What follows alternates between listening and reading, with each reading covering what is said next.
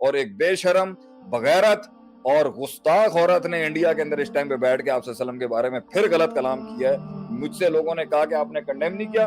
मैं आज अलल ऐलान तल्लाई बिल्लाई वल्लाई 3 कसमों के साथ खा के कहता हूं कि तू दुनिया की बदबख्त और बदतरीन औरत है कि तेरी जुबान को ये बदनसीबी नसीब हुई कि तूने कायनात के सबसे अजीम इंसान की उसकी तो तू शान नहीं बिगाड़ सकती, क्योंकि वो तो हमेशा से अमर थे, हमेशा अमर रहेंगे। तूने अपनी जिंदगी के अंदर तुझे ये बदनसीबी नसीब हुई कि तेरी जुबान से आप सल्लम के खिलाफ गुस्ताखाना कलमे निकले। ये लानत तूने अपने सर के ऊपर खुद ले ली। तू इतनी गंदी और गलीज लेवल की औरत थी कि तुझे इस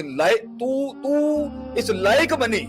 तू सोच कितनी गिरी हुई घटिया औरत होगी कि तू इस लायक बनी कि तूने आप सल्लम के बारे में ये जुमले कह दिए। इससे पता चलता है ये बदबख्ती गुस्ताखे रसूल की उस बगैरत के नाम आती है जो हर लिहाज से हर लेवल का बेशरम, बेहया और बगैरत इंसान था कि तूने उस अजीम हस्ती पे आड़े तू चुना गया। तू इबलीस की फौजों का वो रोकन है जो चुना गया और तू उन्हीं में से है जिन्हें आप सल्लम ने सबको माफ किया मक्के में आने के बाद। गुस्ताखे रसूल की गर्दनें काटी हैं आप लोगों ने। तुझे दुनिया में भी, तुझे तेरी पार्टी से भी निकाला गया, बीजेपी से भी, तुझे और रुसवाई आएगी। तू सिर्फ ये, तुम लोगों के इंडिया की प्रोडक्ट्स अरबों ने बैन कर दी हैं। सिर्फ तुम ये याद रखना कि नबी सल्लल्लाहु अलैहि वसल्लम एक ऐसी हस्ती है, इस पे हाथ डालने के ऊपर ना जमीन आसमान बरस पड़ेंगे तुम्हारे ऊपर। ये हम उसके मोतक़िद हैं, हम उसके उम्मती हैं, हम अलल ऐलान कहते हैं। मैं तुम्हें दुनिया में भी सिखा रहा हूँ ये बात।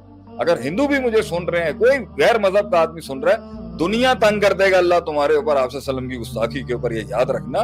क्योंकि उसकी इज्जत का मुहाफिज हम लोग नहीं है, उसकी इज्जत का मुहाफिज आसमान जमीन की मखलूक अल्लाह ने खड़ी की हुई है। उसके लिए अल्लाह उसकी मुहाफिज का जिम्मेदार है। अल्लाह नबी सल्लम की मुहाफिज का जिम्मेदार है। तुम्हारा बाप दादा भी उसका कुछ नहीं उखाड़ सकते। तुम कुछ भी कर लो, तुमने उसके नाम के ऊपर जो गुस्ताखी की, जिल्लत तुम्हें ही अपने मुल्क में उठानी पड़ रही है।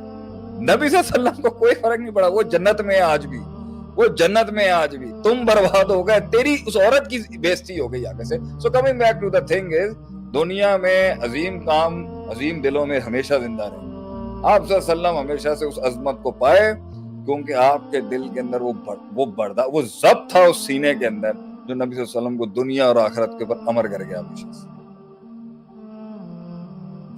भरा हुआ था, मैंने कहा निकाल देना चाहिए। लोग इस्लाम को और ये शुरू से ही मानते हैं, इतिहास गवाह है जिसने भी इस्लाम को मारा है, इस्लाम फैला ही। तो इसमें तो ऐसे कई है और कई चीजें। जी जी, अगर शेख साहब इसको आप लीडरशिप क्वालिटीज को, लीडर्स को क्या नहीं करना चाहिए, सही है, इसको आप नुक्ते जरा दे दें।